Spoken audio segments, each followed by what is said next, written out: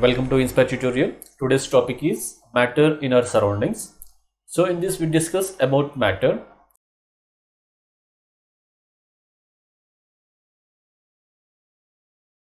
So according to Indian philosophers, the matter is mainly made up of 5 components, and those 5 components or the 5 elements are air, fire, earth, sky and water. So according to Indian philosophers, anything in the universe it can be living or non-living thing. It is made up of these 5 elements and it is called Panchatattva. It is called Panchatattva. According to modern science or according to modern classification of matter, so we can classify matter based on its physical and chemical properties. Here let us see the physical nature of matter. So according to modern science or modern classification of matter, matter is made up of tiny particles. And the size of these particles is beyond our imagination. Means they are such small particles. And the particles will have space between them. So how can we prove this? When you take a glass of water and note down the level of the water, and when you dissolve some sugar in this, dissolve some sugar or salt in this, and you can see even after you dissolve some amount of sugar or salt, there will be no increase in the level of water. So what is the reason for that? With this we can say the sugar particles or salt particles, when they are dissolved in water, those particles will occupy the space between the water molecules. So with this we can prove the particles of matter will have space between them, and the space between them or the space between the particles is called interparticle space. The space between the particles is called interparticle space, and the particles of matter will have some attraction force between them. The particles will be attracting each other with a force of attraction, and that force of attraction is called interparticle force. The particles of matter are in continuous motion. So when you take a beaker of water, take a glass of water and to this add a drop of ink, and after some time if you see, the ink will spread all over the water without stirring it. Means the particles of ink, they can easily mix with water, or the ink particles can easily spread with water particles, and this process is called diffusion. Diffusion is nothing but the intermixing of particles of two different substances on their own is called diffusion, and the rate of diffusion increases with the increase in temperature. If you take 2 beakers, in one beaker if you are taking hot water, and in another beaker you are taking cold water, and you are adding crystals of copper sulfate in the same amount to both of the beakers, then the copper sulfate crystals will spread in hot water faster than that of in cold water. And matter can exist in 3 states, that is solid state, liquid state and gaseous state. Solids have a definite shape, a volume, and the solids are not compressible, and they diffuse slower than liquids. And when you apply force on solid, they can change their shape, or sometimes the solid can break.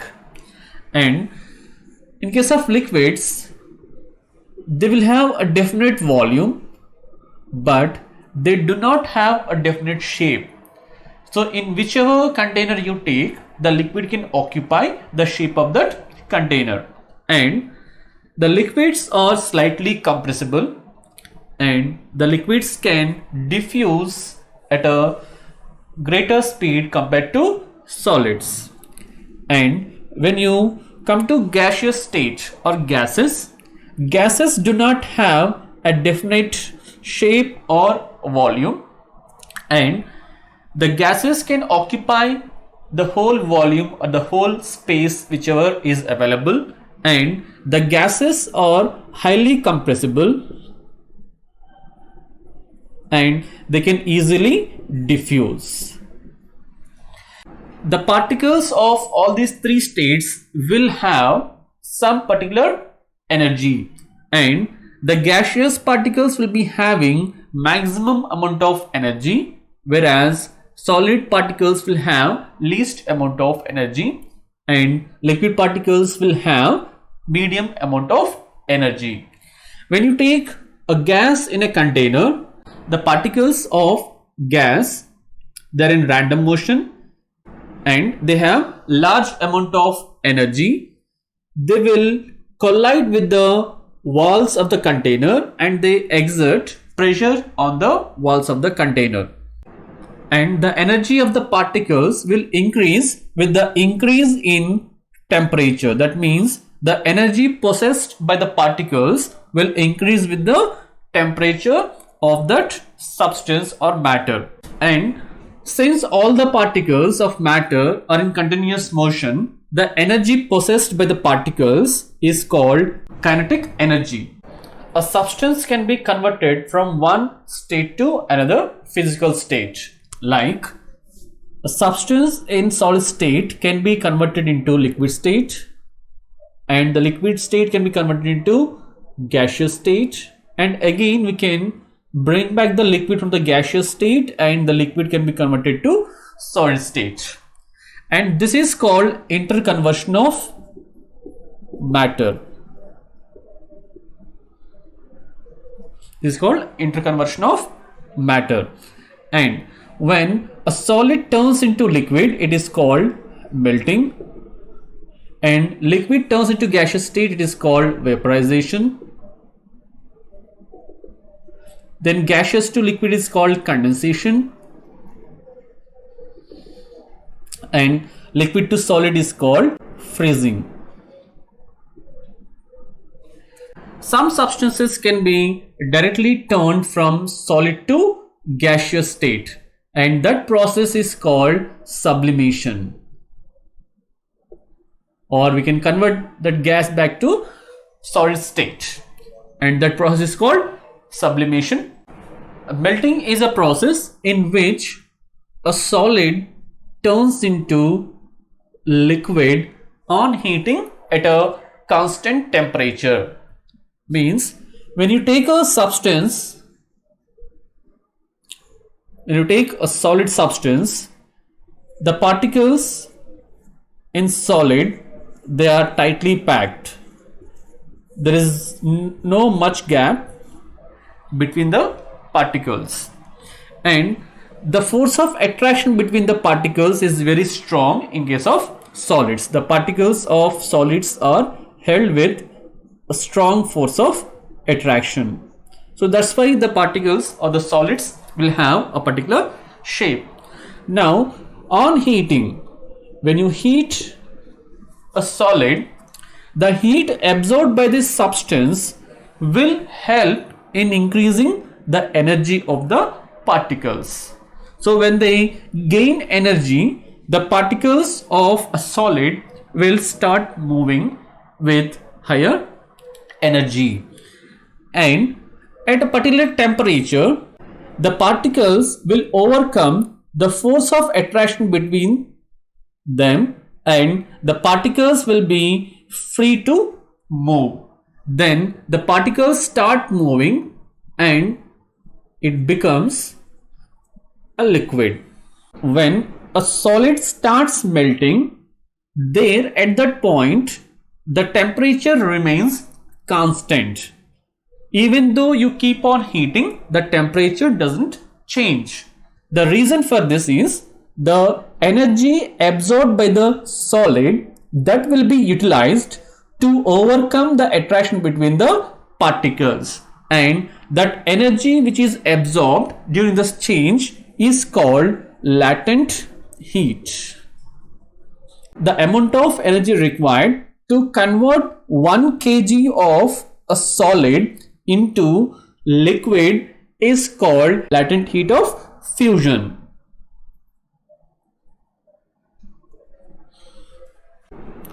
Boiling is a process in which a liquid turns into gaseous state on heating at a constant temperature. So when you take a liquid, for example water, and if you heat this on a flame